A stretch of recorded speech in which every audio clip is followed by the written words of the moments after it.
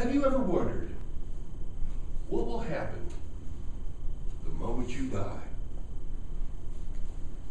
What will you take with you? And what will you leave behind? The moment I die, my spirit will be set free to soar to the heavens at the speed of light. I will finally come before God and meet him in person and say, "Hello, God. It's just me. It's just me." Many people believe that God will ask me, "Were you a good man? Were you a sinner?" I disagree. I believe God will ask me, "Did you love? Were you loved?" Because God is love, and God knows that love is eternal. Mr. Toastmaster, fellow Toastmasters, and guest, have you heard of millionaires and billionaires that had wealth beyond our wildest dreams? But when they died, they couldn't take it with them. Have you seen the movie Ghost? In the movie Ghost, Sam, Patrick Swayze, is murdered by his business associates at the beginning of the movie. He comes back during the movie as his spirit ghost and finds retribution against the people who killed him. Finally, at the movie, he ascends to heaven. He and his wife Holly, Demi Moore, they come together for one final kiss. It is so romantic. Sam turns and starts walking towards the light. He turns back and says, "Holly, it's amazing. The love inside, you take it with you." I'm here today to tell you that the love you give and the love you receive throughout your life is an energy you create. And once an energy is created, it can never be destroyed.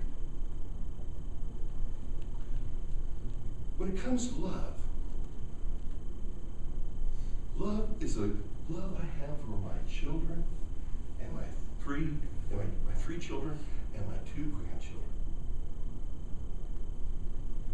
I want to tell you about my 3 children. My Jennifer and Scott, my oldest, are adopted. My youngest, Lauren, we had by birth.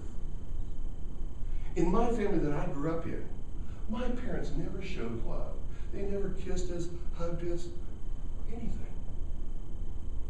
So like many of us, I wanted to live my life different. So with my kids, I've always tried to show them a lot of love. All of them, especially my 2 adopted children, to make sure they knew I loved them.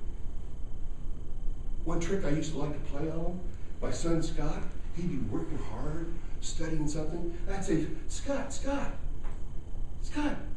He'd finally say, "What, Dad?" "I love you." He said, "Oh, Dad." An experience also that I had with Scott that made me feel such protective love for him was, have you ever gone on a Boy Scout camp out? The first camp out we go on, the Scoutmaster has land off of 179th and 69th Highway. We get there, it's just a field. Nothing there, no outhouse, no building, no nothing. Just a ravine. So we set up camp, we set up a fire, we had a camp out, we ate. It was a blast. Finally, we had to go to sleep for the night. My son Scott, he got in his sleeping bag, they slept out in the open with his friends. I slept in my van with my CPAP breathing machine that I have to use. Have you ever slept in 20-degree weather? I have never been so cold in my life. I'm sleeping inside the van. My CPAP breathing machine is pulling cold air into my mask. The condensation is coming out of the mask, coming down my face, and it's really cold. Makes it hard to sleep. And also, do you know how small your bladder feels when you're sleeping in 20-degree weather? It's very uncomfortable. The next morning, my son, he came to me, he was so distressed. While in his sleeping bag, he wet his pants. He was mortified, almost in tears. I asked him, well, why didn't you come to my van if you were that cold? He says, it was just too cold. I couldn't get out of my sleeping bag. But he was so upset, and I pulled him close and held him and hugged him and said, Scott, I love you. Everything will be okay. At that moment, I felt such overwhelming protective love. Luckily, we had extra pair of jeans.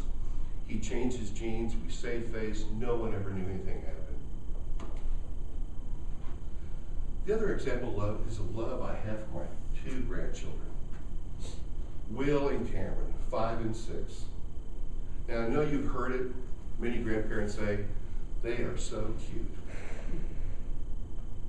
But to have both of them sit on my lap and hold them close and hug them, and then kiss them on their super soft cheeks, and then to have them say, oh, Grandpa, we love you.